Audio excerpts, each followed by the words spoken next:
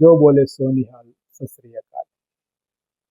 गुरु गोविंद जी के दो ऐसे नूर, ऐसे सपूत जिन्होंने मुगलों के सामने धर्म की लड़ाई में अपने घुटने नहीं टेके। उनकी उस लड़ाई, उस वीरता, उस शहीद की हम वंदन करते हैं और उनका आदर करते हैं।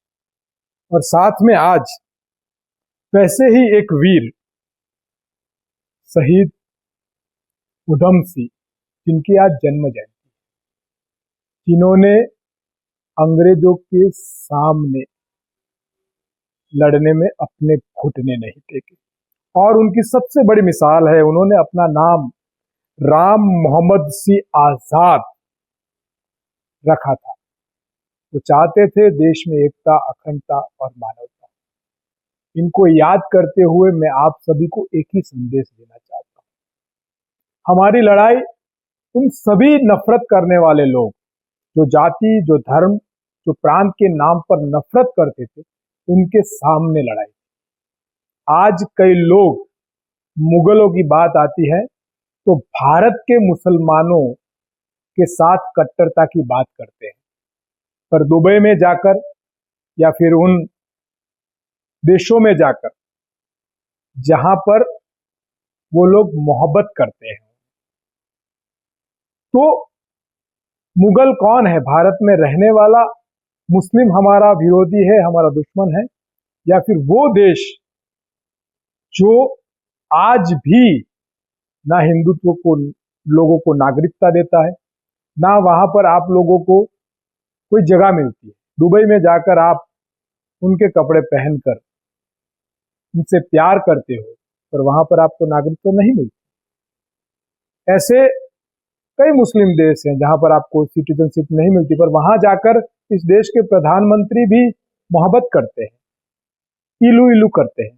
और यहाँ के मुसलमान भाई, जिनके साथ रात दिन हम लोग खाते हैं, बैठते हैं, उनके साथ काम करते हैं, एक दूसरे के सुख दुख में आते हैं, उनके सामने नफरत।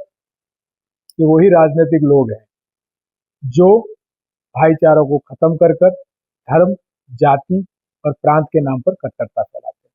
दूसरी एक बात, आज क्रिसमस गई, न्यू ईयर आ रहा है, कई लोग क्रिसमस का विरोध भी कर रहे हैं। डॉलर पाउंड लेते समय विरोध नहीं होता। यहां से अगर किसी को वहां पर कचरा झाड़ू पोता करने के लिए भी अगर वो देश बुला ले, तो किसी को पूछे बिना प्लेन के टायर में लटक कर भी लोग चले जाते हैं।